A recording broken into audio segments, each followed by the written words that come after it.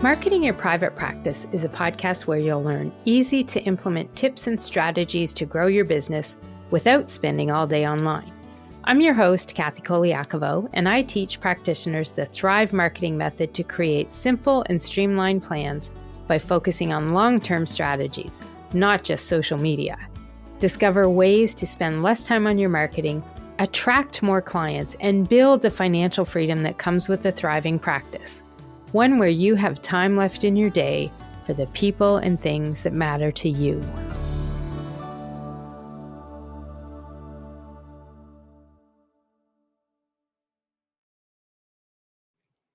Hey, private practice heroes. Thanks for tuning into the podcast today. I'm your host, Kathy Colaiacovo, a marketing strategist who spends her days helping practitioners learn actionable and results-driven marketing tactics that drive productivity and profitability. And we do this without spending all day on social media. In today's episode, we're going to talk about messaging and how important it is that you stand in your power whenever you get that opportunity to shine in the spotlight and stand out as someone who can help others. Too many practice owners, especially women, diminish themselves and their services with their words. Words that confuse people, words that can cause you to lose clients, referral partners, and even sabotage your own practice growth. I don't want that for you, which is why we're going to dive into this topic today. With marketing, especially the elements in Pillar 2, which is all about your messaging, clarity will always win over cleverness, and it also wins over words that can take away from the messages you're trying to share.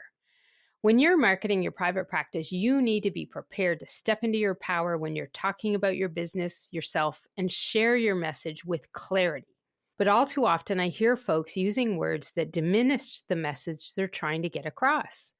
Words that confuse people and take away from what you're trying to say and share. Your message is important. You need to put your shoulders back, stand tall, and be proud of who you are and what you do. And stand even taller and prouder in the work you do and how you help people change their lives.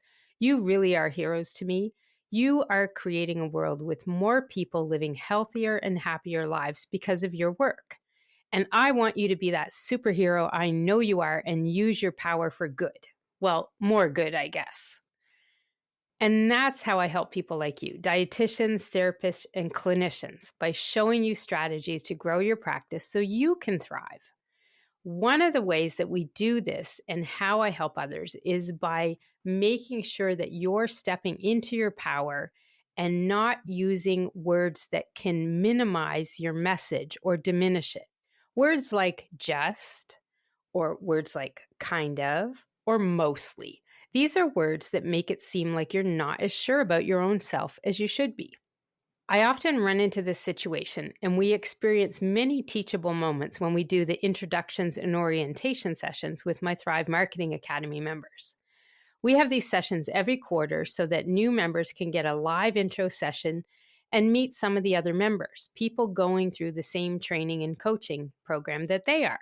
In these orientation sessions, everybody gets an opportunity to introduce themselves.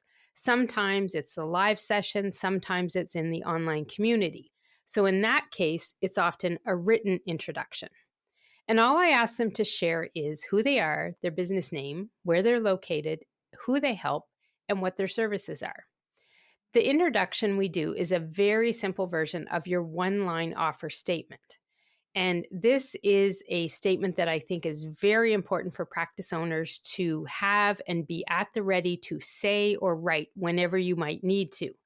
And we go more in depth into this statement and how you can develop yours in episode 8 of the podcast. The topic of that episode is, does your messaging move people to action with your practice? So be sure to check that episode out after you're finished today's episode for more tips on developing your message. But for this lesson today, what you need to know is that in these intros, all the members in the program are sharing is their name, their business, their location, and the types of service they offer. I keep it simple on purpose so that they're not freaking out trying to share a perfect elevator pitch when they come into the program, or trying to share that one-line offer statement, because people typically haven't learned how to optimize their marketing messages at this stage. So it keeps the playing field level for everyone.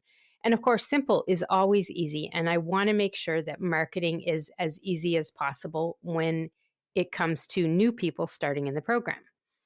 But as it normally happens, there were a couple of folks when they did their intro in the recent sessions that we had, and some other ones that I've done in the past year as well.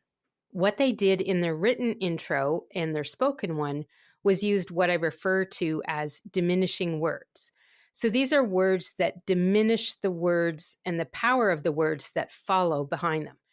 The diminishing words make what you say afterwards not seem as important as it really might be. And here's a few examples I've encountered with the folks in my group, and see if you can pick out some of these diminishing words and how they really do take away the power from the introduction or the sentence that it's in. So some of the ones that we've experienced over the past few years have included words like this: I work mostly with women, or I'm starting an online course soon. I'm looking to expand my practice to attract more intuitive eating clients. Another one was, I'm hoping to have some group programs. Another one was very similar, but a little bit different. I just started offering a 3-month program. So when you think about those phrases, can you hear the diminishing power in those words? The words mostly, looking, hoping, starting, they are words that, when they're used the way that they were used here, diminish the value of the words that follow. They make those words feel less important. They're less clear. Clarity is really critical in your messaging. You don't want people questioning you or being confused, because when you confuse people, you're going to lose them. So we talk about these intros on the call, and I definitely give feedback to the members in the program on how to improve them. And some of the ways that we improve them were the samples I'm going to give you now. So I'm going to turn those lines around and share with you another way to say them. I work with women who. I have an online course that helps. I teach clients how to use intuitive eating methods so they can ... I offer group programs that ... Of course, these are going to be the endings of their sentences. I'm not going to read those all out to you here. And then the last one is, I have a 3-month program that. So when you look at the difference between the second version of these, I'm hoping you can see the difference. When you use more active voice words versus passive voice, it changes what those words mean. I work mostly with women versus I work with women who, whatever the who might be. I'm starting an online course soon, or I have an online course that does this. When you step into your power and use these active words, it helps you really get that message across. And you see the difference because it really comes across as more confident. These words in the second version say exactly what you do and offer. They're not maybe words. They're not something new you're thinking of offering. They're clear and concise. I work with women. That's very clear. I mostly work with women. Well, that can make people stop and wonder what that means. And when they wonder, their brain wanders. And when their brain wanders, guess what? Now they've missed probably the ending part of your sentence, which was probably very important. What kind of women do you work with? Your confidence and clarity makes a very big difference in how your message is received. So let me share another example of how this can happen by the words you actually don't say versus the words you are actually saying. So pre-COVID, I did a few regular networking events every month. And one time I was at an event and there were actually 5 interior designers in the room. Now, they weren't sitting with one another. Some of them didn't know the other ones. But when we started doing our elevator pitch, because one part of this networking event was that everyone got an opportunity to say their elevator pitch. You only had 30 seconds, but you got the opportunity to say it. So these 5 interior designers were all there. And honestly, 4 out of 5 of them totally lost control of their message. I think part of it was because they were probably overwhelmed at how many of them were there at the event. But this is how their intros went. And it was so memorable to me. I wrote a blog about it many, many years ago, but I've changed the names and the company names here to protect the privacy of the people that were there. And the thing to know is they weren't necessarily, when they got their opportunity to stand up, they weren't one right after the other, but it really didn't matter. Three of them lost total control of their own message and didn't step into their power at all. They didn't even do a little dip into it. And this is how it went. So the first one started off and she was very clear. Hey, I'm Linda, blah, blah, blah. I own Interiors Are You. I'm an interior designer who helps clients transform their homes and spaces into the dream areas they've envisioned. We create spaces that suit the needs and lives of clients. I also specialize in helping real estate agents stage their homes for sale in order to sell faster and earn those commissions. I remember it because it was a really awesome intro. It was very clear. You knew what she did. She had two types of things that she worked at and helped with. And then a couple intros later, it was Sally's turn. And hers went something like this. Hey, I'm Sally, and like Linda, I'm also an interior designer, and I also help clients with the spaces in their home. I also help people with renovation and design projects in their homes and help them get the space they want. That was great. You got a little bit of what she did. The one that came right after this second one, the third one that came in, I remember it so well because it literally went like this. Hey, everyone, I'm also another interior designer in the group tonight. And then she laughed and chuckled a bit. And she said, I help my clients the same as Linda and Sally, and they're great at what they do. I know them from the area, and I just have to say they're really both awesome at their jobs. And that one was actually so memorable to me because she didn't actually say her name. She left her name totally out of it. There were two more that followed that night, and I don't remember much of them at all because they were just as short as the third person's. And what actually happened with each of them, they were saying the word also every time. And when they were doing this, they actually turned their bodies or their heads towards the last person or the person whose name they mentioned, kind of in deference to their presence being there. And they were acknowledging the also a little more by doing this. So, do you see the problem in these intros? They absolutely stepped out of their power. They gave away their moment to shine, and instead they made their elevator speech turn into a deferral speech to the previous designer or decorator. Rather than focus on themselves, they focused on the previous person, or in some cases, several people before them. And at the time, I remember I couldn't even recall what the last one said because I was so busy looking at the other people that she was pointing to when she deferred to them in her intro. I watched every one of them slowly give up on saying what they do and what makes them unique. And instead of spending their 30 seconds, because we only got 30 seconds, in this group, they used to time us. So there was a beep that went at 30 seconds. So you had only that moment, those 30 seconds to do this.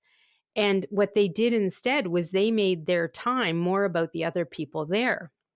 And I'm not saying this isn't a bad thing to highlight others, but when you have 30 seconds and only 30 seconds to showcase yourself, trust me, no one will begrudge you for taking the time for you because they're all taking that 30 seconds for themselves. And afterwards, I was talking to one of them and I said, think about this next time. If there's other interior designers in the room, don't worry about them. Whenever you get that moment, your moment, use your time to bring out what's special about you and your business and don't even mention the other people in the same industry in the room. You don't need to do that. Whenever any of us have the opportunity as a business owner to stand up in front of a room of people and tell them about our business and who we are, always take your time and own that time. Stand tall and make it clear to everyone who you are, what you do, how you help them, and what is unique about you. When you get these opportunities, you want to make sure that you're being clear and concise in your marketing and in your networking talk. And sometimes this might mean taking some time to practice it. And in episode 8 of the podcast, I do talk about some ways to practice the message and how you can kind of come to a place. You may not ever get it perfect, I'm just saying, but you can perfect it as much as you can. So whenever the opportunity comes to shine, you're ready to do it. You don't need time to prep and plan. Whenever you're talking to people about your business, your practice, you've got to have this clarity so that they totally understand who you are, who you help, how you help them, and even what happens to the people that you do help. What problem are you helping them solve? And what does their life look like after they work with you? You can't be wishy-washy about this, and you can't mostly do something or kind of have a program. I was listening to a podcast recently, and the host had a call to action to a workshop she was hosting. And she really, truly referenced it in this way. These are the words she said: I have a free workshop or training or masterclass or whatever you want to call it. I was like, what? What is that? Is it a free workshop? Is it a training? Is it a masterclass? And what the heck is a whatever you want to call it? As the audience member, as the listener, how am I supposed to know what that is? And I was talking to her in my head. You're the expert lady. You need to be clear on what this is. That statement does one main thing with her audience when she said it. I have a free workshop or training or masterclass, whatever you want to call it. All it did to her audience and the people the message was intended for was make them think the same thing as me. What are all these different things? And as I was trying to figure that out, she continued with her pitch and her call to action. And some of that was lost. And the funny thing is that the sign up URL that she was sharing was her website.com/workshop. For Pete's sake, your answer was right there, lady. You had it. www.mywebsite.com/workshop. It is a workshop, so call it a workshop. That's what it is. Don't confuse people. It's not potentially a training or maybe a free training or maybe a master class. She set this thing up as a workshop, so she needs to step into her power as the host and trainer and call it what it is. Don't be wishy-washy. It was a workshop. So when I talk about standing in your power, I'm talking about you having confidence and clarity. That's what this means. You need to have that confidence in yourself, in what you do and what you offer, and the clarity to tell this and share it with other people concisely. And I just want you to remember something here. You are an expert in what you do. You offer your clients a service. You have a business where people pay you for the services you offer. This typically means you're good at what you do. Well, it should anyhow. So be good at what you do. You have that expertise. You have a level of expertise. You need to own it. When you're talking to people about your expertise, or you're putting information in your marketing content, or you're talking to people when you're networking in person, or even networking online and you're typing to people, no matter what the situation you're in, you've got to make sure that when you are talking to people and sharing your message, that anytime you bring up what you do, who you are, how you help people, whatever it might be, that you say it in a way that you are very confident in what you do. You don't mostly work with women. You either do or you don't. And guess what? If you want to work with men too, then say you work with people or you work with clients. Don't say you mostly work with women, because then if there are any men listening in the audience, they might be wondering about it. And some of the women might too. Mostly working with people could mean a variety of things. It could mean maybe you mostly work with women and mostly you don't work, or you're not working at all. So you just throw this doubt and this confusion in people's minds. And the interesting thing about this statement about mostly working with women, and it's interesting, this statement about how a lot of people work with women, because in the private practice industry, I have a lot of clients that in fact do work mostly with women. They primarily have women-only clients, and they will say, I work with women who struggle with blah, blah, blah, whatever it might be. But here's the thing. There's actually not a lot of private practice owners out there, especially in the dietitian, nutrition industry, who work with men. So I'm telling you right now, if you are someone who does want to work with men and you're in this industry, your calls to action, your words, your marketing, your messaging, if you have words in it that say, I work with men and women, that's clear. Or you can say, I work with people, or I work with clients. But if you want to get even more clear and speak directly to the men in some of your messaging, because in the dietitian industry in particular, in nutrition, in the intuitive eating world, the eating disorder world, the binge eating world, emotional eating, there are a lot of people that primarily work with women and not near as many who work with men. So guess what? If you're that practice owner out there who is talking about and having specific messaging and content that speaks to the men in the room with these issues, go for it and own it. Because I'm pretty sure there are lots of men out there who experience some of these same issues.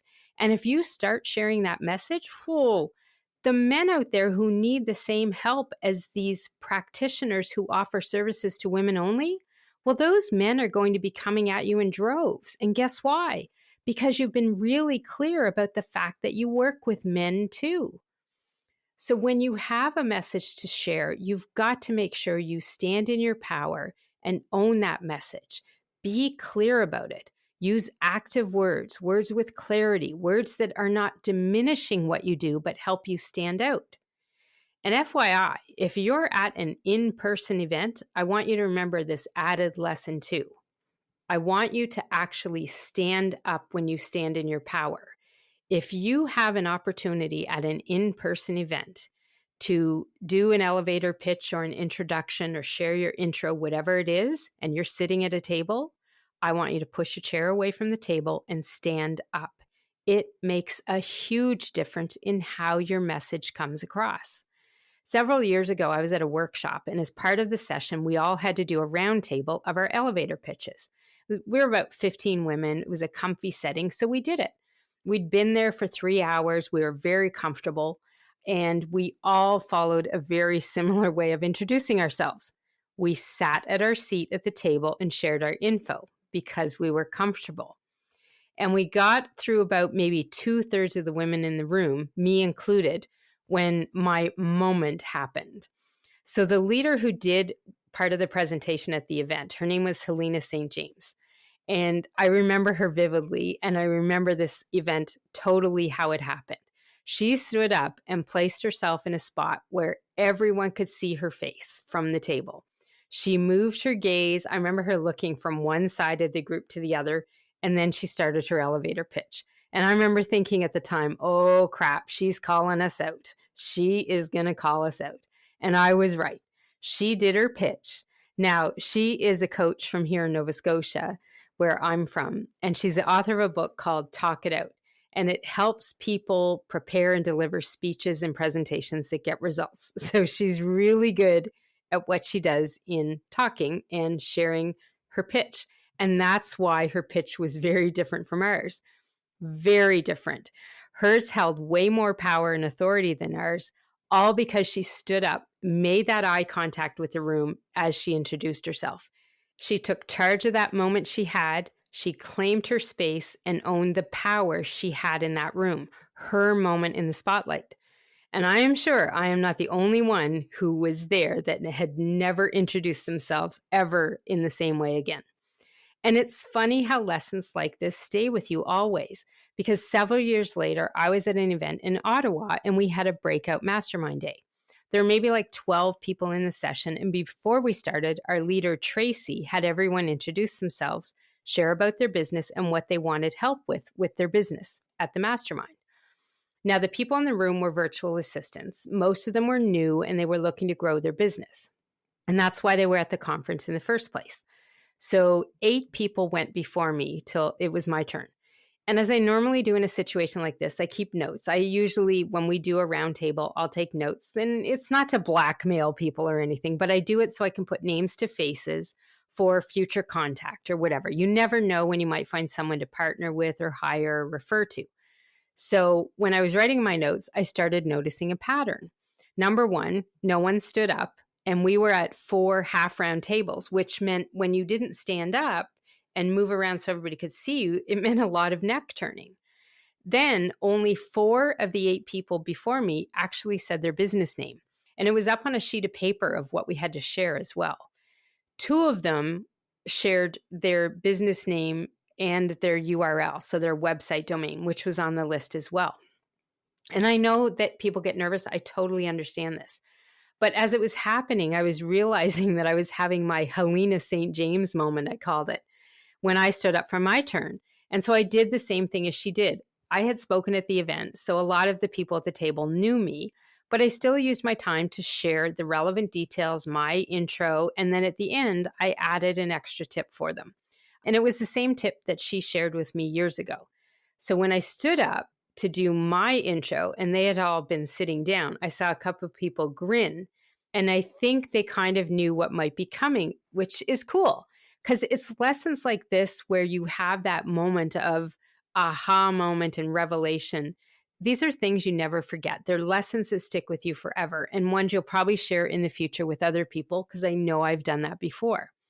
So I shared with them at the end some of the stats I had from my notes, and some of them were smiling and groaning, and some were like even sharing a reason why they didn't say what they should have said and all of that. No one was upset. They all got the message.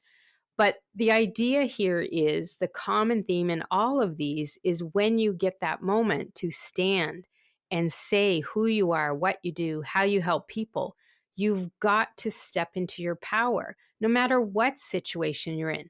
It doesn't matter if you know the people in the room well or you don't know them at all. Always, always, always take that opportunity. Stand up if you're there in person. And if you're not, stand up in a way that you can stand up online or virtually, however you can make that happen. You want to shine in your space in that time and own your power in that moment. And I totally get the fear. This is why I talked about in that other episode about practicing some of these calls to action and your one-line statement. Because I am someone that to this day, I still get nervous doing my elevator pitch. I always do. Doesn't matter if I got 10 people in a room, 100 people. I get nervous because that's where I came from. I had social anxiety as a young person, and it's one of the reasons why I ended up quitting university. I couldn't take the pressure and the reaction that I had from people just looking at me in the hall.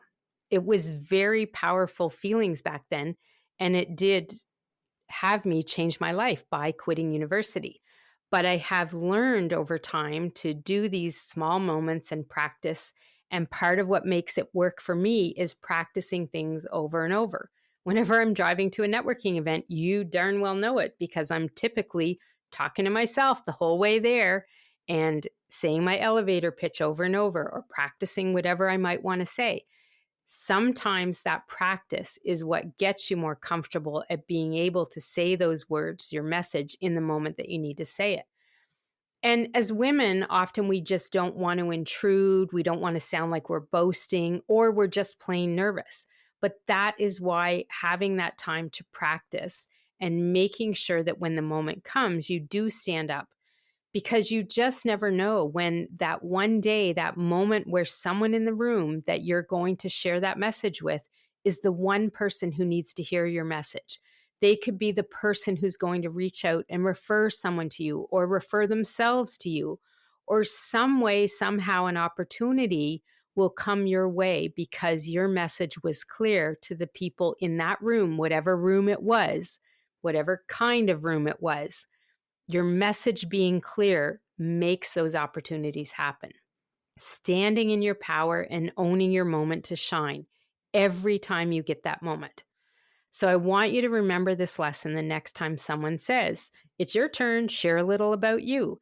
It doesn't matter if you're sharing an official elevator pitch, just a little bit about who you are, if you're sharing your official one-line statement, your offer statement, whatever it is, just remember, you get to own that time. And that's your action step from today's lesson. Stand in your power, stand up and own that moment. It is yours. And don't use those diminishing words. Use power words, use active words, and be clear whenever you get to share your intro, your elevator pitch, or whatever message you're trying to get across to the people who are listening to you. When you have that opportunity to tell people who you are and how you help others, make sure you take your moment and make it count. Make it clear and deliver it with confidence. Now, if you're not sure you have the clarity you need, try it out with me. Trust me, I've been there. I fumble with this all the time still, without the practice. It's one of the things that I have to do as a common kind of homework that I do as part of my business. I do have these statements in a document, and they're things that I'm often rewording, resaying, practicing, because it is sometimes a challenge, especially when you have some nervousness about speaking up and talking in front of others. So if you're not sure you have that clarity, try it out with me. Book one of my free marketing audits that I offer on the podcast. Together, we can focus on your message, and I'll give you some pointers so that you can add more confidence and clarity to it if you need that. It's your opportunity to take a few minutes and go over your messaging so that you can get that clarity that will help you shine. So you can book your free audit at pepperitmarketing.com/audit, and I will have a link to that in the show notes as well. If you have any questions about this lesson or even a topic you want me to consider for a future podcast, feel free to send me a quick voice message at speakpipe.com/KathyC. So it's Kathy with a K, but then C for the initial for my last name. This is Kathy Colaiacovo, and thanks for listening in today. Have a fabulous day, and remember, to thrive in practice, it starts by standing in your own power and being confident and clear when sharing your message. Clarity will always help you thrive. Confusion, well, that's when you'll be losing them. I'll see you next time. You can find all of our show notes and resources mentioned at marketingyourprivatepractice.com. Be sure to connect with me on Instagram at pepperitmarketing and say hi. I'd love to hear any feedback you have, and make sure to rate and review the podcast and hit subscribe on your favorite player so you don't miss any future episodes.